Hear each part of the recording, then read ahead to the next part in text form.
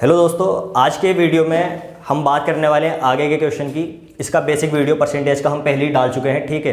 अगर आपने वो नहीं देखा है तो आप उसे जाकर के देख लें। और आज हम थोड़े से बेसिक सवालों से आगे के सवाल करेंगे, ठीक है। सवाल आप पढ़ सकते हैं, आपकी स्क्रीन पर आ जाएगा।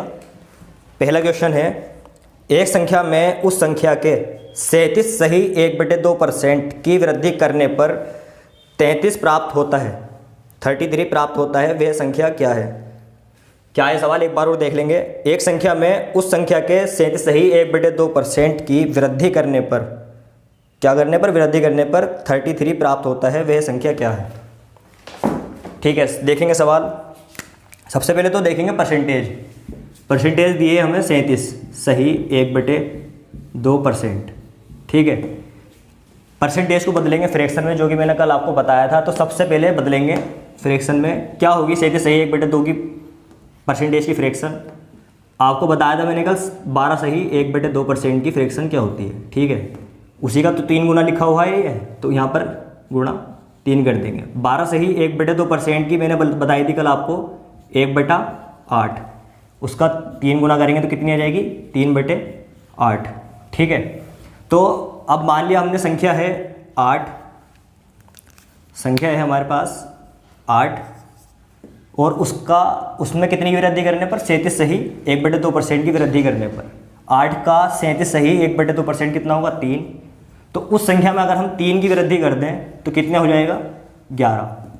और सवाल हमसे क्या कह रहा है कि संख्या में 37 की वृद्धि करने पर 33 प्राप्त होता है, यानी कि जब यहाँ पर हमने इसकी वृद्धि की ना +3, ठीक है। 3 37 सही 1/2% की जब वृद्धि की है तो कितना प्राप्त हुआ? 33 क्वेश्चन के हिसाब से। और हमारे हिसाब से कितना आ रहा है? 11। तो इसका मतलब ये है कि 11 यूनिट की वैल्यू जो है, 11 यूनिट का मान होगा 33 के बराबर। तो 1 यूनिट का मान यहाँ से निकल कर आ जाएगा 11 तिया 33। तो 1 यूनिट का मान कितना आ गया? 3। उसने पूछा है कि संख्या क्या है। संख्या हमारी जो है वो मूल संख्या ये है 8। तो जब 1 यूनिट का मान 3 है तो 8 यूनिट का मान कितना होगा? 8 तिया 24, ठीक है। ये हमारा इस सवाल का आंसर हो जाएगा, ठीक है। बढ़ते हैं अपने अगले सवाल। नेक्स्ट क्वेश्चन है हमारा, बिल्कुल उसी सवाल की तरह है। क्या है? एक संख्या में उस संख्या का 27 सही 1/2% घटाने पर, अब के क्या है? घटाने पर 87 प्राप्त होता है, वह संख्या क्या है? कितना घटाने के लिए कहा गया है हमसे? 27 सही 1/2%। तो सबसे पहले वही करेंगे, 27 सही 1/2% की फ्रैक्शन वैल्यू निकाल लेंगे, ठीक है। 27 सही 1/2% की फ्रैक्शन वैल्यू निकालेंगे तो 27 दूनी 54 और 1 55/2%, ठीक है। परसेंट का मतलब होता है बटा में 100 लिखना, यानी कि गुणा 100। जब इसे सोल्व करेंगे आप तो जाएगा 11 बार, 5 से जाएगा 11 पंजे 55, और ये 5 से जाएगा 20 बार, ठीक है। कितना आ जाएगा? 11/40, ठीक है। 27 सही 1/2% की फ्रैक्शन वैल्यू हो जाएगी 11/40, यानी कि अगर मूल संख्या 40 है और इसमें से 11 घटाने पर जो संख्या प्राप्त होती है वो कितनी प्राप्त होती है? 87। अगर मूल संख्या 40 है और इसमें से 11 घटाते हैं, यानी कि इसका माइनस कर दें, 27 सही 1/2%, सही आ रहा ना? सही। 40 में से माइनस कर दें 27 सही 1/2%, ठीक है। थोड़ा सा बड़ा लिख देता हूँ मैं, बड़े का ऑर्डर मिला है हम उधर से। 40 में से माइनस कर दें हम 27 सही 1/2%, तो कितना प्राप्त होता है हमें? 27 सही 1/2% का मतलब 11। 11 माइनस कर दें तो कितना प्राप्त होगा? 40 में से 11 आएगा 29, ठीक है। तो सवाल कह रहा है कि हमें प्राप्त होता है 87 और हमें प्राप्त हुआ है, सवाल के अकॉर्डिंग प्राप्त हुआ है हमें 87, लेकिन हमारे अकॉर्डिंग आया है कितना? 29। तो 29 का मान है 87, तो 1 यूनिट का मान कितना होगा? 29 तिया 87, 29 तिया 87। 1 यूनिट का मान अगर 3 है तो उसने पूछा है कि संख्या क्या है। संख्या है 40 यूनिट और 1 यूनिट का मान है 3, तो 3 से कर देंगे गुणा, कितना आ जाएगा? 40 तिया 120। ये हो जाएगा हमारा आंसर, ठीक है। बढ़ते हैं अगले सवाल की तरफ। नेक्स्ट क्वेश्चन है हमारा, किसी संख्या का 37 सही 1/2% अगर 900 हो, किसी संख्या का 37 सही 1/2% 900 हो, तो उस संख्या का 62 सही 1/2% क्या होगा? उस संख्या का 62 सही 1/2% क्या होगा? ठीक है, सवाल देखते हैं क्या है। सबसे पहले बिल्कुल बेसिक परसेंटेज पे जाएंगे हम, 12.5% देखेंगे। 12.5% जो है ना, ये बहुत अच्छी परसेंटेज है और इससे बहुत सारी परसेंटेज वैल्यू बनती है। देखेंगे 12.5% का होता है 1/8, ठीक है। इसका 3 गुना करेंगे, कितना बनेगा? 12 × 36, 3 गुना करेंगे तो कितना बनेगा? 37 सही 1/2%, ठीक है। करके देखना है आपको, 37 सही 1/2% बन रहा या नहीं बन रहा, ठीक है। 3 गुना करेंगे तो इधर भी 3 गुना कर देंगे, कितना बनेगा? 3/8।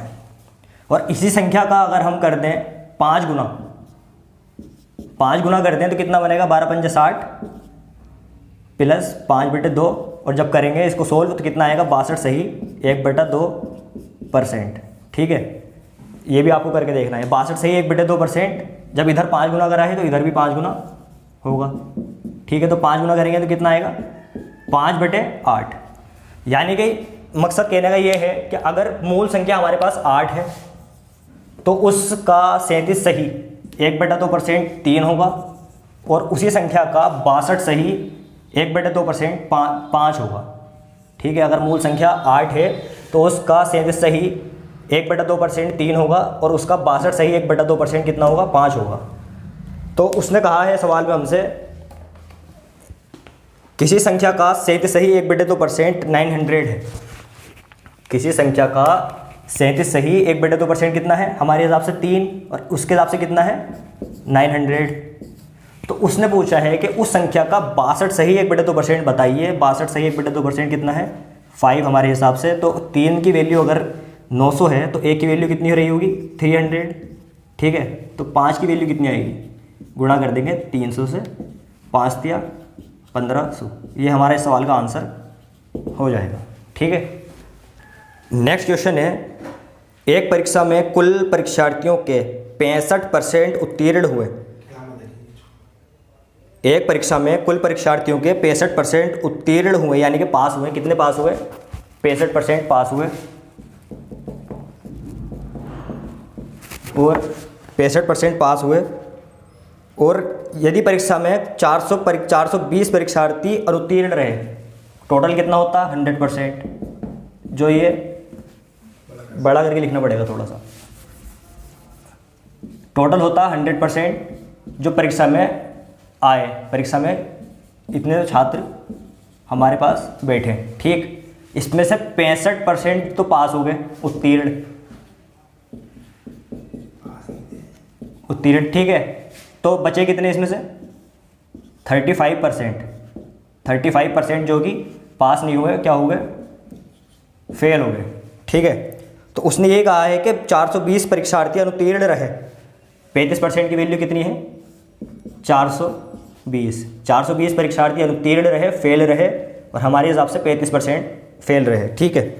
तो कुल कितने परीक्षार्थी परीक्षा में बैठे थे? अगर 35% का मान 420 है तो 1% का मान कितना होगा?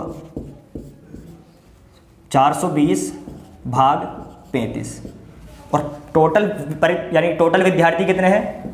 100%। तो 100% निकालने के लिए कितने से करेंगे हम गुणा? 100 से गुणा कर देंगे। तो 100 से इधर, 100 से गुणा इधर कर देंगे, ठीक है। अब इसको सोल्व करेंगे तो आंसर हमारे पास आ जाएगा। आंसर क्या आएगा इसका? करते हैं सोल्व।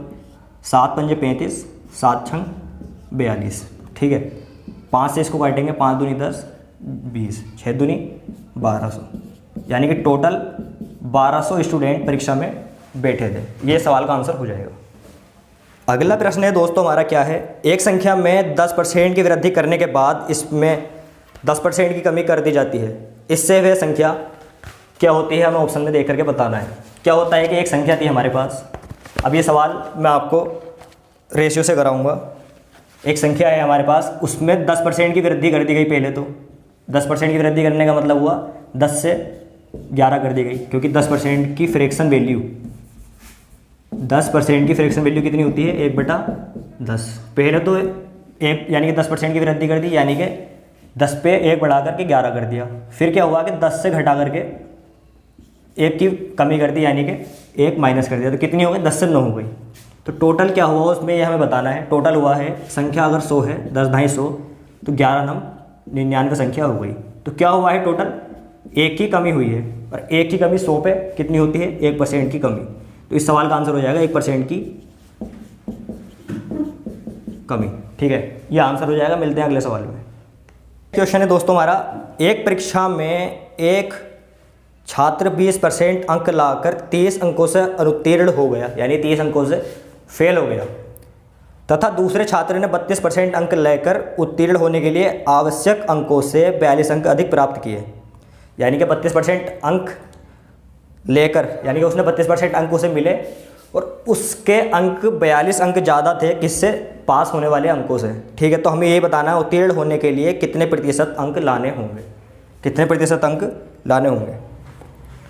ठीक है, तो सबसे पहले आप केस ये समझिए कि किसी भी परीक्षा में, जैसे कि कोई परीक्षा है 100 नंबर की, ठीक है, उसमें होता क्या है, पास होने के लिए हमें मान लीजिए 33% चाहिए, 33%। तो 100 का 33% कितना होगा? 33। कोई इससे ज़्यादा नंबर ले आता है, जैसे कि कोई ले आया 10 नंबर ज़्यादा, तो उसके आगे 43 नंबर।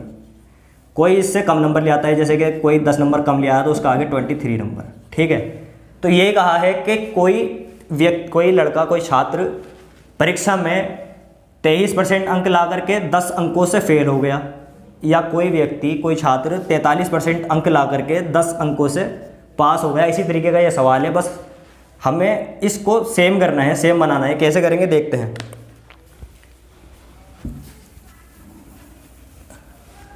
क्वेश्चन क्या है हमारा कि एक छात्र 20% अंक लेकर 30 अंकों से अनुत्तीर्ण हो गया।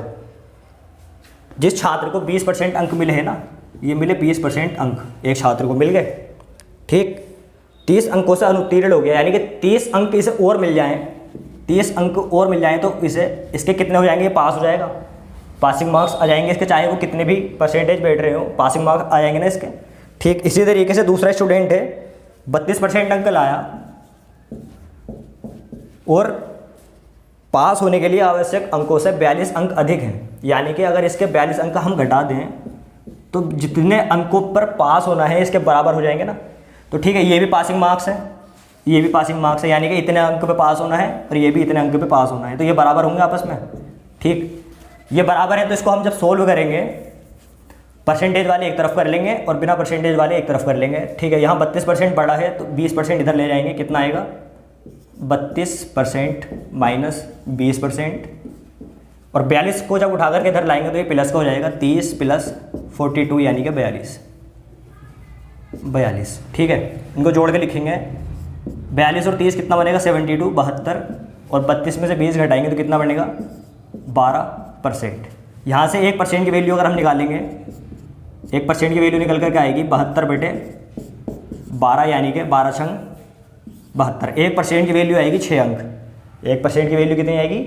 6 अंक। ठीक है, हमसे अगर वो पूछता कि टोटल है ना परीक्षा का, कितने अंकों की परीक्षा है टोटल, तो हम बता देते हैं 100% निकाल करके। कितना बता देते हैं हम? 100%। तो 100% हो जाता है 600 अंक।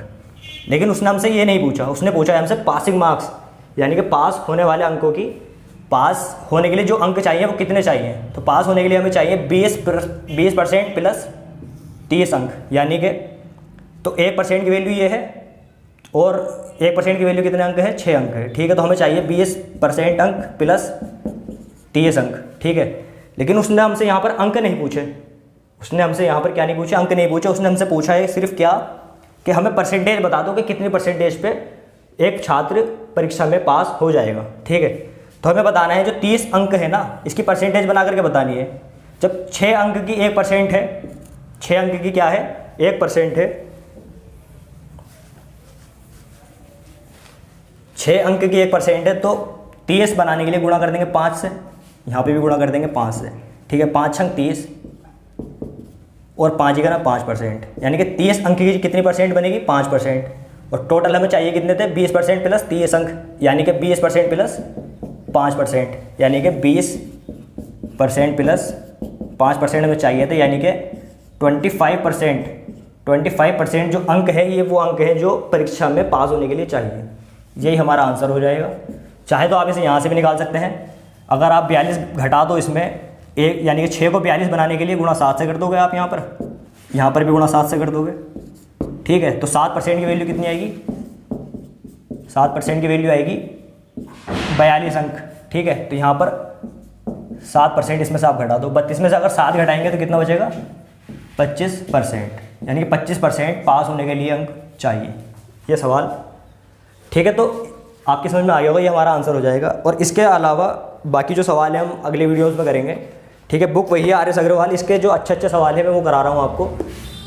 ठीक है, मिलते हैं नेक्स्ट वीडियो में, तब तक के लिए आप अगर सब्सक्राइब हमारे चैनल को नहीं कर रखा है तो प्लीज़ सब्सक्राइब कर लीजिए, ज़रूर कर लीजिए।